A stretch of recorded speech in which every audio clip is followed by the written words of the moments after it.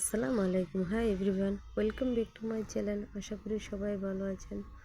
আবারও নতুন রেসিপি আপনাদের সাথে শেয়ার করব।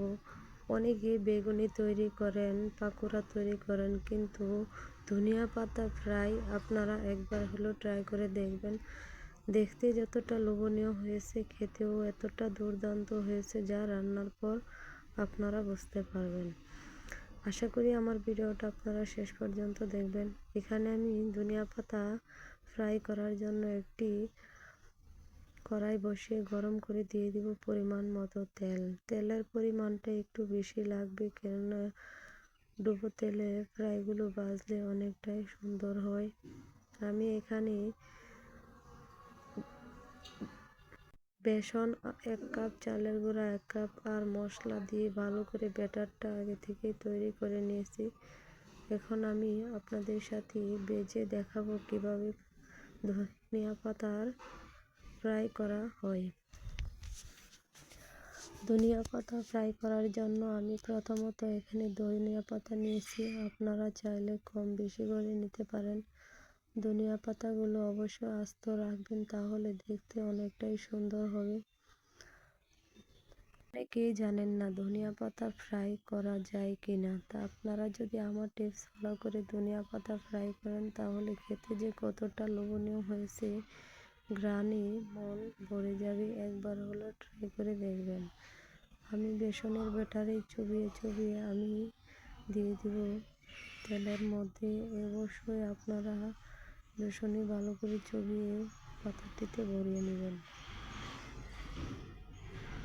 দেখুন আমি কিভাবে কাজটা করতেছি। ধনিয়া পাতাটা অনেকটাই বড়, আমার কড়াইটা থেকে অনেকটাই বড় ছিল, তার জন্য আমি এখানে বলে দিতেছি, আপনারা চাইলে লম্বা করে ছেড়ে ভেজে নিতে পারেন।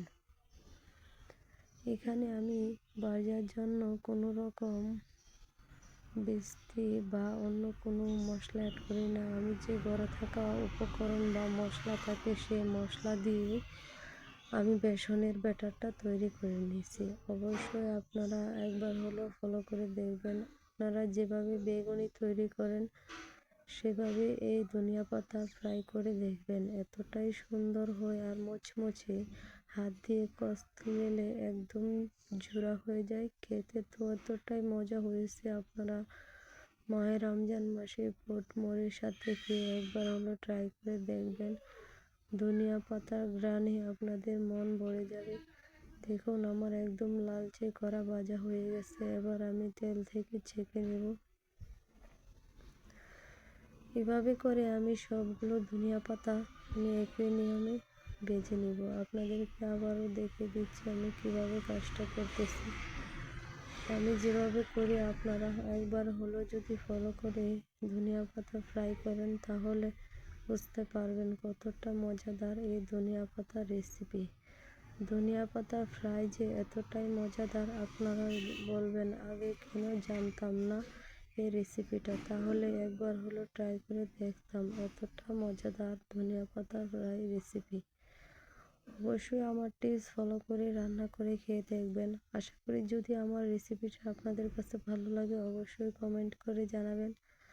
আর যদি রেসিপিটা শেষ পর্যন্ত ফলো করে রান্না করে খেয়ে দেখবেন। এই পর্যন্ত আমার রেসিপিটা আপনাদের সাথে শেষ পর্যন্ত শেয়ার করলাম। আশা করি আপনারাও শেষ পর্যন্ত ভিডিওটা দেখে সাবস্ক্রাইব করে দেখবেন। দেখুন হাত দিয়ে চাপ দিলে একদম জোড়া হয়ে যায়। আল্লাহ হাফেজ।